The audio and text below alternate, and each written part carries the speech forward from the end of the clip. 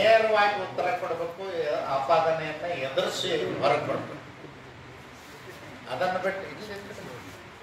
ಬಿಟ್ಟು ನಾನು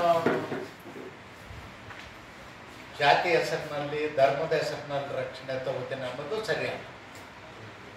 ಅದನ್ನು ಯಾರೂ ಕೂಡ ಮಾಡಬಾರ್ದು. ಮತ್ತು ಯಾರು ಮಾಡಿದ್ರು ತಪ್ಪೇ. ಇವತ್ತು ನಿಮ್ಮ ಮೇಲೆ ಆಪಾದನೆ ಬಂದಿದೆ. ಆ ಆಪಾದನೆಗೆ ನೇರವಾಗಿ ಉತ್ತರ ಕೊಡು. ನಾನೊಬ್ಬ ಹಿಂದುಳಿದವ, ನನ್ನ ಕೆಳಗಿಳಿಸ್ಲಿಕ್ಕೆ ಮಾಡ್ತಾರ ಅನ್ನೋದು ಸರಿಯಲ್ಲ, ಹೇಳಲೂಬಾರ್ದು.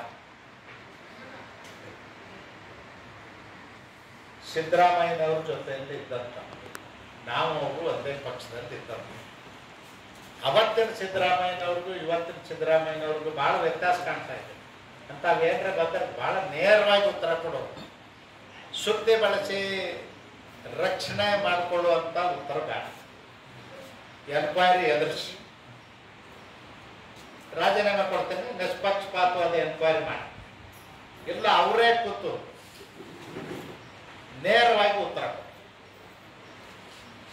ಜೈಲುಗಳಲ್ಲಿ ಆರೋಪಿಗಳಿಗೆ ರಾಜಾತಿಥ್ಯ ಕೊಡ್ತಿದ್ದಾರೆ ಅಂತ ಹೇಳಿ ಜೈಲಲ್ಲಿ ಆರೋಪಿಗಳಿಗೆ ರಾಜಾತಿಥ್ಯ ಕೊಡ್ತಿದ್ದಾರೆ ಅಂತ ಹೇಳಿ ಈ ಸರ್ಕಾರ ಬಂದ ಮೇಲೆ ಆರೋಪಿಗಳ ರಕ್ಷಣೆ ಆಗ್ತಾ ಇದೆ, ಕೊಲೆ ಸುಲಿಗೆಗಳು ಜಾಸ್ತಿ ಆಗ್ತವೆ, ಹೆಣ್ಣು ಮಕ್ಕಳ ಮೇಲೆ ಅತ್ಯಾಚಾರಗಳು ಜಾಸ್ತಿ ಆಗ್ತಾ ಇದ್ದಾವೆ, ಅತ್ಯಾಚಾರ ಮಾಡಿ ಹೆಣ್ಣು ಮಕ್ಕಳು ಕೊಂದಾಗ್ತಾ ಇದ್ದಾರೆ.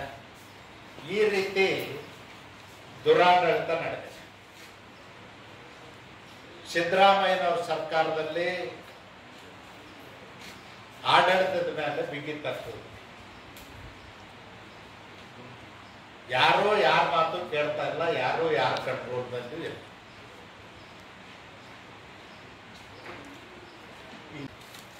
ಇಡೀ ಜೈಲಿನ ವ್ಯವಸ್ಥೆನೇ ಹಾಳಾಗಿದೆ.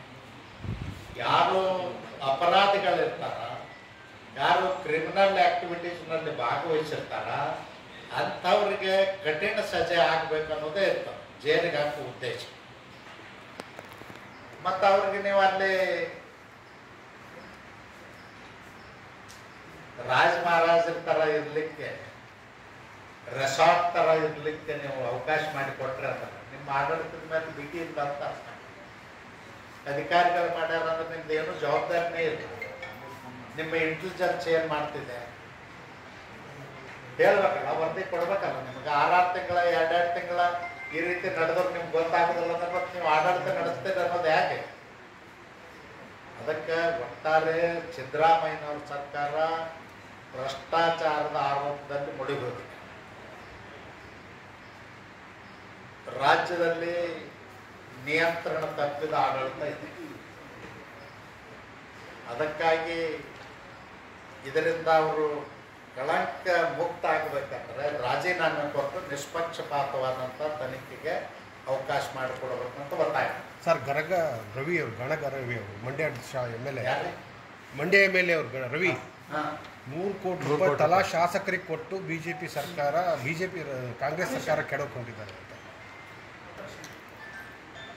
ಒಂದು ಆಕ್ಷನ್ ಮಾಡಿದೀವಿ ಅಂದ್ರೆ ಯಾವ್ದಾರ ವಸ್ತು ಆಕ್ಷನ್ ಮಾಡಿದೀವಿ ಅಂದ್ರೆ ಅದಕ್ಕೊಂದು ಬೆಲೆ ನಿಗದಿ ಮಾಡಿರ್ತೀವಿ. ನಮ್ಮದು ಬೆಲೆ ಇಷ್ಟಿದೆಪ್ಪ, ಸರ್ಕಾರಿ ಸವಾಲು ಇಷ್ಟಿದೆ ಅಂತ ಹೇಳಿ ಆ ರೀತಿ ಅವರು ತಮಗೊಂದು ಬೆಲೆ ನಿಗದಿ ಮಾಡ್ಕೊಂಡಾರೆ. ಪರ್ಚೇಸ್ ಮಾಡುವವರು 100 ಕೋಟಿ ಒಟ್ಟು ಪರ್ಚೇಸ್ ಮಾಡಬೇಕು, ಇಲ್ಲ ಬೇಡಿ ಎಷ್ಟಕ್ಕೆ ಪರ್ಚೇಸ್ ಆಗ್ತಾರೆ ಅನ್ನೋದಕ್ಕೆ ಸವಾಲಿನಲ್ಲಿ ಅವ್ರನ್ನ ಪರ್ಚೇಸ್ ಮಾಡ್ಕೊಳ್ಳುವಂಗೆ ತಮ್ಮಷ್ಟಕ್ಕೆ ತಾವು ಬೆಲೆ ನಿಗದಿ ಮಾಡ್ತಾರೆ. ಅದನ್ನು BJP ಅವ್ರು 100 ಕೋಟಿ ಕೊಟ್ಟು ಯಾರನ್ನೂ ತಗೊಳ್ಳುವಂಥ ಅವಶ್ಯಕತೆ ಇಲ್ಲ.